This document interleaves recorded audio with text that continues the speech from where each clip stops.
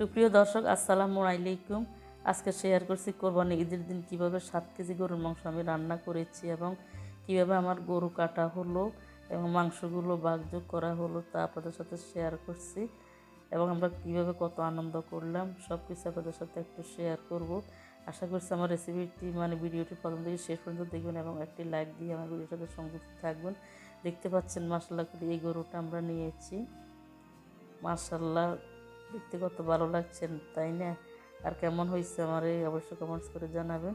গরুটা আমাদের আল্লাহর রহমতে ঈদের নামাজ পড়ে এসে আমার হাজব্যান্ড সবাইকে নিয়ে গরুটা জবাই করে নিলে আবার কাটাকুটা করে দিল। কষাইরা বড় বড় খান্ডা করে দিচ্ছে। এখন অনেকে কাটতেছে এই জায়গায়, দেখতে পাচ্ছেন নিচে প্লাস্টিক দিচ্ছে আর উপরে বরফ দিচ্ছে এবং বরফের নিচে ফাটে দিয়ে মহিলারও কাটাকুটা করতেছে। এদিকে আর মাংসগুলো ফলাইতেছে কষাইরা, ওইদিকে আমার বড় ছেলে কাটতেছে।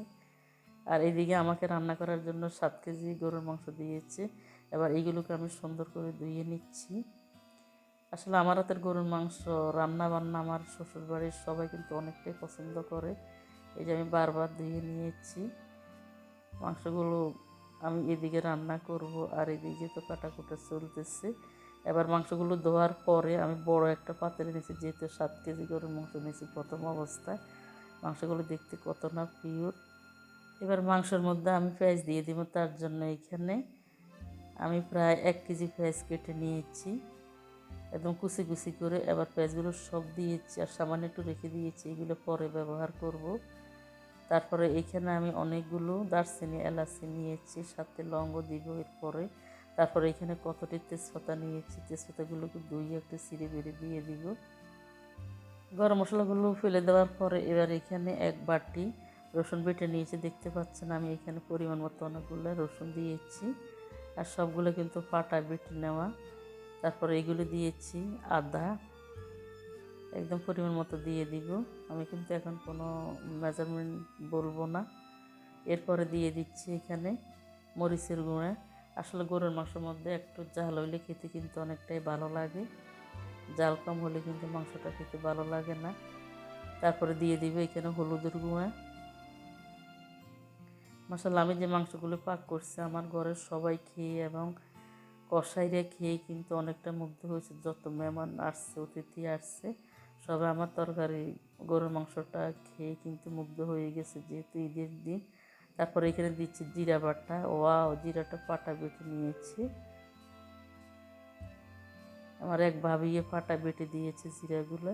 এবার এগুলো দিয়েছি পরিমাণ মতো। জিরা বাটা দিয়ে তো গরুর মাংসটা রান্না করলে অসাধারণ মজা হয়। আর একটু মরিচ দিচ্ছি, মনে হয়েছে একটু কম হয়েছে। মরিচটা আসলে আপনাদের পছন্দ অনুযায়ী কম বেশি দিতে পারেন, যে যেমন খান। তারপর এখানে তো নিয়েছি আমি একটা এসি লবণের প্যাকেট, এগুলো আমি পরিমাণ মতো দিচ্ছি। আমি যে লবণটা দিচ্ছি একদম পারফেক্ট হয়ে গেছে 7 কেজি গরুর মাংসের মধ্যে।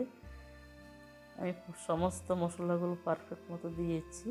তারপর এখানে তেল ঢেলে দিব। তেল দেওয়া হয়ে গেছে। এবার এগুলোকে আমি হাত দিয়ে সুন্দর করে মেখে নিব উল্টে পাল্টে। কোরবানি ঈদের দিন গরুর মাংসটা হাতে মেখে এরকম রান্না করলে অসাধারণ মজা হয়। হাতে মাখার মাংসগুলো কিন্তু সেই রকম স্বাদ হয়। একদম আমার মাখা চোখা হয়ে গেছে প্রায়। আমি একদম হাত ভিতরে ঢুকে উল্টে পাল্টে একদম মেখে নিয়েছি। মাংসগুলো সুন্দর করে মাখানো হয়ে গেছে। এ পর্যায়ে আমি চুলার উপরে বসিয়ে দিয়েছি একদম ধোয়াইয়া চুলার মধ্যে। আসলে লাঠি চুলার গরুর মাংসের পাকটা কিন্তু অসাধারণ হয়েছে, দেখতে কতটা সুন্দর লাগছে। দেখতে পাচ্ছেন না, লাঠি চুলা তো সেরকম মজা হয় সবাই জানেন। এদিকে আমি আগুনটা ধরিয়ে দিচ্ছি। সকাল থেকে কিন্তু অনেকগুলো রুটি বানানো হয়েছে, অনেকে কিন্তু আমাদেরকে সহায়তা করছে, অনেকগুলো রুটি বানাইছি। এবার মাংসগুলো আল্লাহর রহমতে রান্না হয়ে গেছে।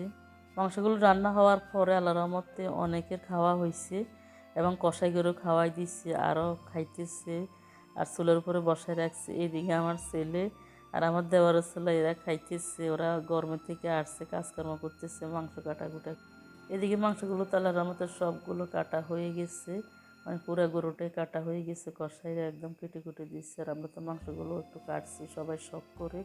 আর এখন বাঘ বন্টক চলতেছে, পাল্লা দিয়ে সুন্দর করে একদম মেপে মেপে দিচ্ছে। মাংসগুলো ভাগ করার সময় যেন কোনো 19-20 না হয়, এই কারণে সুন্দর করে অ্যাকুরেট করে পাল্লা দিয়ে মেপে চুপে দিচ্ছি। সবাই ভালো থাকবেন। আল্লাহ হাফেজ।